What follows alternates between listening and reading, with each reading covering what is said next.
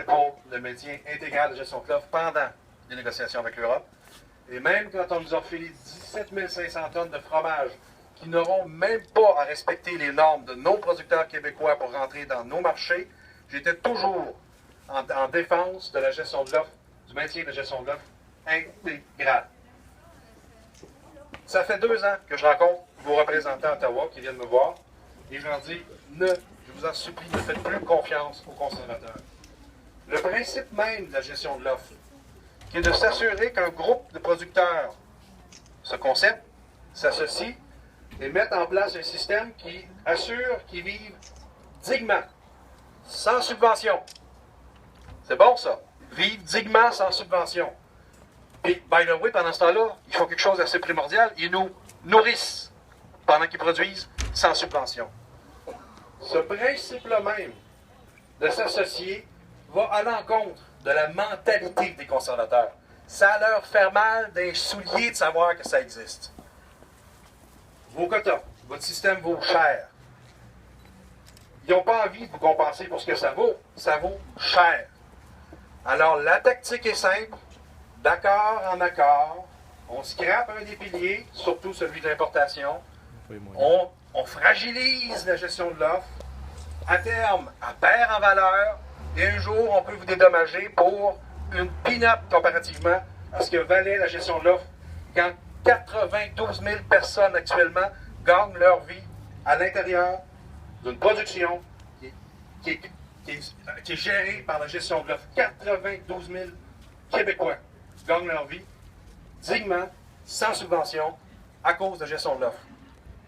Ce qui va venir aux douanes utilise des produits qui sont interdits au Canada, qui font sauver du temps aux producteurs américains, qui va faire qu'encore une fois, il va y avoir pression à la baisse sur le prix du lait. Corrigez-moi, vous avez déjà une pression à la baisse sur le prix du lait à cause qu'on ne surveille pas comme il faut les douanes et qu'on laisse rentrer des dérivés, des produits dérivés du lait et qui, par une mécanique qui vous demande de produire plus de beurre, fait une pression à la baisse sur la valeur de votre lait. Quand on a déposé la motion, j'ai demandé à Généreux ce soir, quand on a déposé une motion il y a quasiment 2 ans de ça, qui demandait très clairement de compenser pour la perte de 17 500 tonnes de fromage, de compenser, de ne pas les faire rentrer d'un coup, de tirer ça sur 7 ans, OK? Et d'immédiatement mieux surveiller les douanes pour protéger la valeur de votre lait.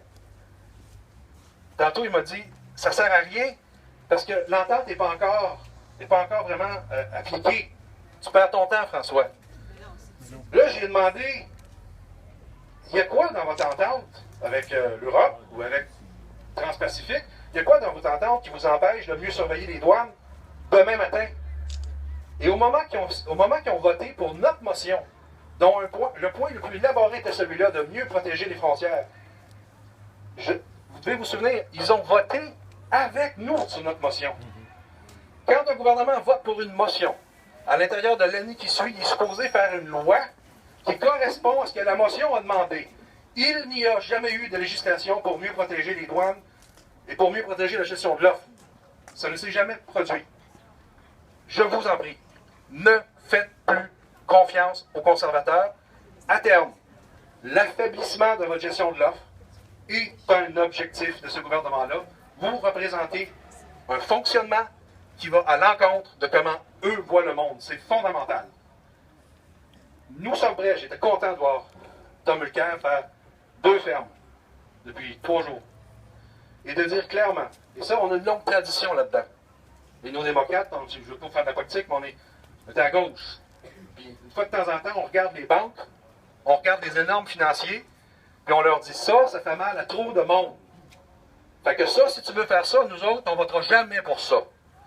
Dans le cas de la gestion de l'offre, une entente qui met en place, parce que j'ai entendu votre président de l'UPA dire carrément que selon, c'est un gars compétent, que selon lui, ce qui était offert en compensation était tellement mal pensé que c'était de la poudre aux yeux. C'est ce qu'il a dit ce matin, ce midi. OK? Il a raison. Il a raison? Ben oui. OK? Devant ça, nous nous engageons à ne même pas, si on a la chance d'être un gouvernement, présenter l'accord en chambre. Vous me suivez-vous, là? Ils ont signé quelque chose en élection. Si on est assez nombreux, on va juste même pas présenter l'accord au Parlement. Les négociateurs ne pourront juste même pas aller finir une entente qui est en train, encore une fois, de diminuer, d'affaiblir la gestion de l'offre. C'est un engagement qui va être tough. On va se faire traiter de toutes sortes de noms, d'être contre le libre-échange, puis de rien se connaître en business, etc. Mais vous avez ma parole, que je ne me lèverai pas en chambre pour voter pour un accord qui ne contient pas quelque chose qui va être clairement approuvé par vous, par vos pairs, par vos représentants, tant qu'eux ne diront pas ce qui est là, ça peut effectivement protéger la gestion de l'offre. Tant que je n'aurai pas ça, je ne me lèverai pas en chambre pour voter pour l'approbation d'un accord de libre-échange, aussi grosse sera-t-elle. C'est mon engagement.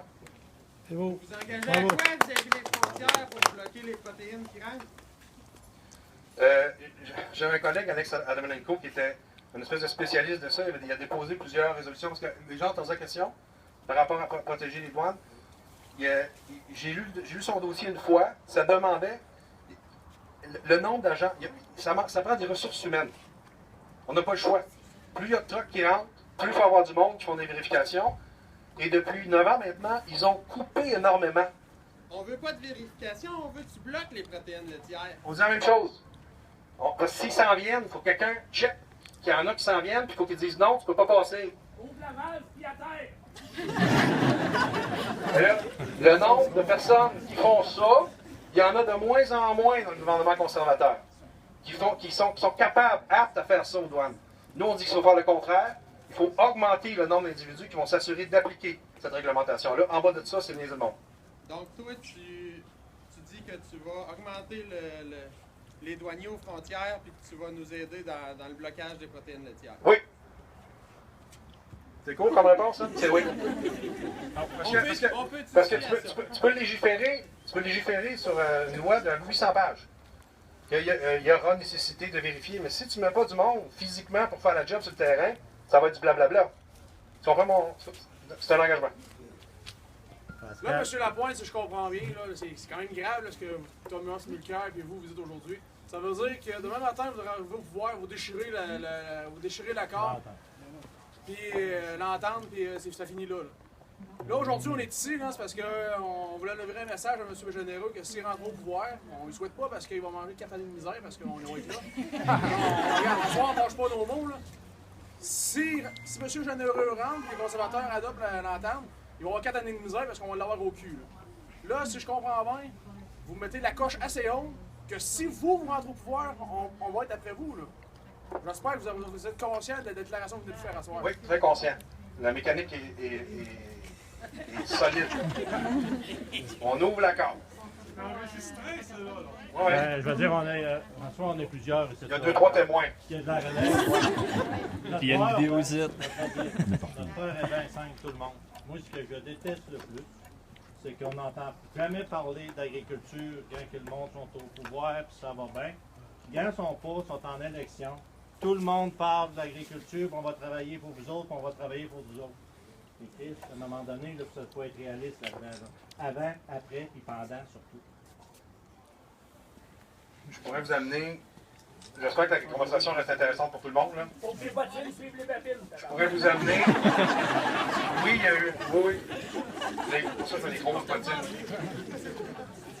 Il y a la motion que vous connaissez, je crois. La motion qui était très détaillée, qui a été faite en partenariat avec les producteurs de lait, qu'on a réussi à gagner, mais qui malheureusement ne s'est pas traduit à cause des conservateurs par des législations pour faire ce qu'on avait dit qu'on devrait faire. OK? Mais je pourrais vous amener aussi une série d'initiatives de plusieurs de mes collègues. Un exemple, on avait un projet de loi pour interdire le dumping. Un producteur de fraises dans un secteur qui voit que les fraises californiennes ne coûtent rien par hasard le mois où lui est en pleine production.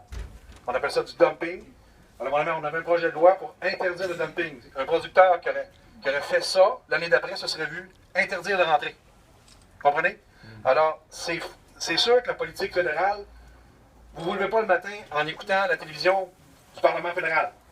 Mais je peux vous garantir que l'agriculture, le nombre d'exemples comme ça, où j'ai des collègues qui ont déposé des projets de loi pour mieux défendre la ferme familiale, on en a eu beaucoup. Et on pourra fouiller ensemble si vous voulez. Et si on a la chance de former un gouvernement ou d'être à balance de pouvoir, on va garder cette même mentalité-là et continuer à exiger qu'il y ait des mesures qui soient prises pour protéger les fermes familiales. C'est sûr. C'est plus qu'un engagement, c'est une façon de penser. Je pense que M. Hudon vient de nous dire, ce que tu viens de nous répondre, si tu rentres au pouvoir, tu vas te faire talonner, c'est sûr et certain. On va te rappeler ce que tu viens de nous dire ici ce soir. Vous êtes d'accord avec ça? Ouais! Le Canada est assez pesant pour arrêter une négociation de PTP. C'est pas ça, c'est la mécanique. La mécanique, mais je disais, si vous enlevez si vous arrêtez vous dites que l'entente est plus bonne, là. Alors, on parle pas de négociation avec les États-Unis, là. On parle international. Là. On va se faire traiter de tout et non pour avoir besoin de vous autres en arrière de nous. Vous allez tout perdre, là. Tout le reste de l'entente, tous les autres qui sont contents de l'entente, etc. On va se faire traiter de tous les noms. Il y a votre secteur qui est fâché. Il y a le secteur des pièces automobiles qui a vraiment peur. Alors, il y a quelqu'un quelque part qui va peut-être dire, pour moi c'est important cette affaire-là, pour moi ça pourrait être profitable. Mais nous, ce qu'on dit, on ne sait pas encore. À qui ce serait profitable, je ne sais pas encore. Je n'ai pas entendu un secteur sortir et dire, hey, OK? Mais nous, ce qu'on dit, c'est que tu peux pas générer une potentielle richesse chez les uns au dépens du gagne-pain des autres. C'est comme pas logique. Les conservateurs se vantent d'avoir signé, je me souviens plus, 33 ententes de libre-échange depuis qu'ils sont là. La balance commerciale du Canada, ce qu'on vend à l'étranger par rapport à ce qu'on achète à l'étranger, n'a jamais été si négative depuis 7 ans. Alors, une entente de libre-échange, en soi, il y a des gens qui veulent nous faire vendre l'idée qu'en soi, c'est trop bon. Non. Une entente peut être bonne, mais elle peut aussi être mauvaise. Et ça, il faut avoir le courage de le dire quand on pense qu'elle n'est pas bonne.